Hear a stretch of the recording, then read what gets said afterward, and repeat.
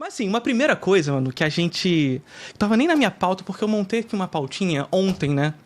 Só que eu tenho certeza que você acordou hoje e quer falar de uma coisa. Do quê? Bolsonaro real, né? Porra, eu falo disso todos os dias, cara. Não era nem hoje... moda.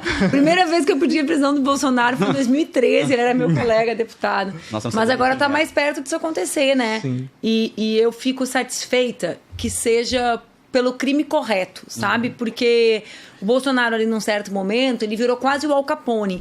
Um grande bandido, um genocida, né? Que tentou dar um golpe de Estado e que podia ser detido por um detalhe, né? E agora não. Agora ele responde pelo ápice do processo que ele ajudou a construir, que é a tentativa de golpe de Estado, que é a desestabilização democrática, que é tornar a vida política e institucional brasileira mais frágil, mais vulnerável. Então, assim, além dele ter se tornado réu, eu estou muito satisfeita que seja réu por isso, né?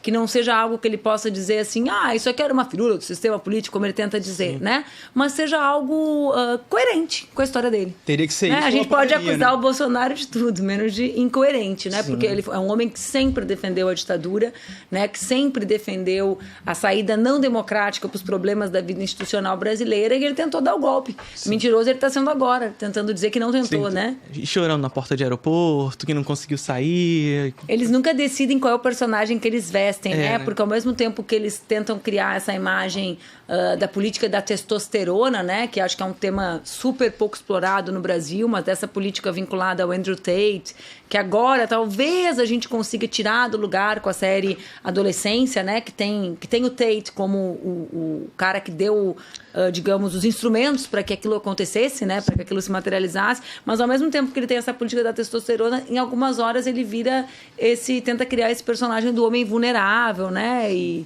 enfim, são só encaixes que eles fazem para tentar manter uma parte da sociedade junto com eles. E né? você acha que essa fragilidade que ele mostra nas câmeras é mais um esforço dele para ser humanizado, ou é só ele mostrando que é fraco mesmo? Ele é covarde. É covarde. Né? Essa galera, eu conheço eles bem de perto, eles são os covardes. Uhum. Então, assim, com os instrumentos de prender, de torturar e matar, eles gritam alto, eles falam alto, né? Então, essa vulnerabilidade dele não se manifestava, por exemplo, diante dos milhares de mortos da pandemia, porque ali ele estava protegido pelo Estado, no sentido de que ele era o Estado, né? Essa estrutura, a estrutura institucional, majoritariamente, o protegia. Quando ele perde essa estrutura, ele volta a ser aquilo que ele é na essência, né? Um baita de um covarde, como a gente fala lá no Sul, um cagão. Né? Que aqui fala assim também é ótimo, né, gente? Acho que menos do que vocês. A gente tem umas expressões lá que eu falo, não dá. Eu tenho um amigo que me diz assim, tu precisa te dar conta que tu é um pouco grossa. Eu falo, não sou grossa, cara, eu sou gaúcho, eu sou do lugar que tem um elogio que é, isso não é merda de qualquer bicho. Sim. Isso é elogio. A minha ex-gaúcha sempre falava que os gaúchos andam com a faca na bota. Faca na bota é uma expressão nossa também. Mas é um elogio. É um elogio. Tipo assim... Tá pronto pra tudo. Na verdade, tá pronto pra tudo, mas é mais assim... Tipo, eu sou faca na bota. O que é isso? Cara, é brigão, compra as brigas, sabe? Assume os seus BO, mas não assume assume pra ir pra cima. Sim. Aqui a gente parece que é grosso, mas o nosso grosso é tipo... Estamos sendo maneiro. Exatamente. Né? Tá sendo carinhoso. Com todo respeito. Você acha que carioca parece grosso? É porque a gente tem o uso do palavrão como vírgula, sabe? E aí parece que a gente tá sempre xingando, mas a gente não tá xingando, a gente tá só... Não, acho que vocês parecem... Só usando a vírgula ali no meio da parada. Mas é um pouco isso. Agora, o real agora, né? Então, em breve, vai rolar. Eu acho que vai rolar mais em breve do que a gente imagina, assim, né? Agora, eu acho que também tem uma interpretação errada disso. Quer dizer, é um motivo de festa? É um motivo de festa. Claro. De festa, não porque a gente deva comemorar a prisão de qualquer pessoa, porque esse é um espírito também do nosso tempo, que impregnou setores mais amplos democráticos, né? A prisão como saída para os males. Às vezes, assim, o cara me escreve uma bobagem a meu respeito na internet, e vem um nosso e comenta assim, tem que ser preso, né? Ou seja, a prisão acaba sendo o horizonte da recuperação, da socialização, porque não é a nossa praia, né? Mas eles nos contaminaram. Mas não por isso eu acho que a gente tem confundindo um pouco as coisas. coisas. É óbvio que é motivo de comemoração o Bolsonaro se tornar réu, porque esse é um acerto de contas do Brasil com a sua história recente, ao mesmo tempo com a sua história mais antiga, com a sua memória, né? É como se a gente pudesse agora passar a limpo que não passamos no processo de redemocratização. Agora, eu não acho que o Bolsonaro tornar-se réu, assim como não achei quando ele se tornou inelegível, enfraquece a extrema-direita. E isso talvez seja um pouco das contradições do nosso tempo, né? A gente vem de um momento em que os partidos eles construíram nomes nacionais e esses nomes representavam, digamos, a maneira como a disputa eleitoral se dava, né? A gente viveu isso com o Fernando Henrique, depois viveu isso com o presidente Lula. A extrema-direita, ela consegue se organizar de uma maneira diferente, com uma ofensiva ideológica, é óbvio, né? Facilitada pela tecnologia, facilitada pelos parceiros internacionais, facilitada pela dimensão da crise, não estou discutindo os porquês, né? Pelas big techs. Pela tecnologia, eu quis dizer isso, né? A maneira como os modelos algoritmos são construídos por humanos, eles também não caem do céu. Claro, perfeito. Mas, assim... tudo isso faz com que eles estejam numa ofensiva ideológica. Então, a gente pergunta para os eleitores... Eu dou um exemplo bem claro, que é a eleição de São Paulo.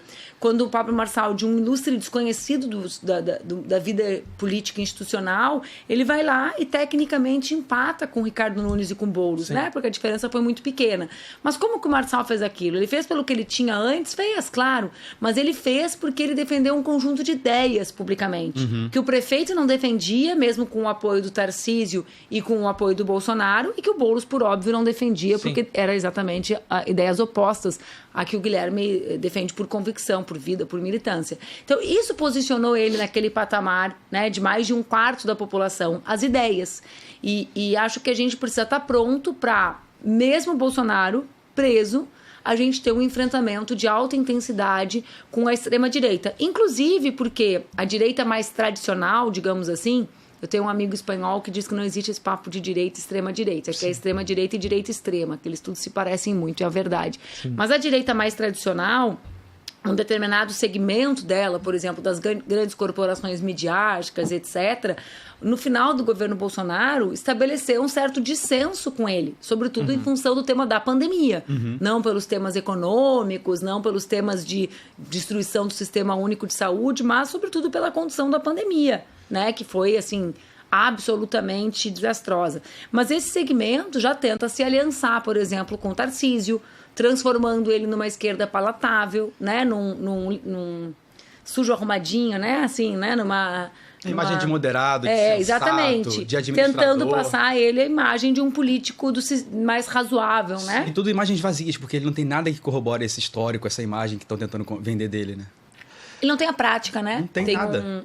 Ele não sabia onde votava em São Paulo. Exatamente. Tem um camarada, o Lenin, que ele dizia que a prática é o critério da verdade, né? Então, assim, não adianta buscar qualquer outra coisa que não seja a ação política de alguém que se propõe a fazer política, né? E a ação política do Tarcísio coaduna com as ideias do Bolsonaro, né? Com a prática política do Bolsonaro. E o Bolsonaro que sabe comer de talher, de certa forma. Sabe que eu sempre achei que a nossa elite ia refutar o Bolsonaro por causa disso, né? Porque com muitos anos convivendo em Brasília com eles, eu pensava, vai chegar uma hora que essa galera não vai. E, cara, eles engolem em seco, mas eles apoiam até o Bolsonaro, mas continuam sabendo que o problema deles não é saber comer de talher, é classe, né? Eles sabem o centro da questão, a gente é que às vezes vacila. Sim.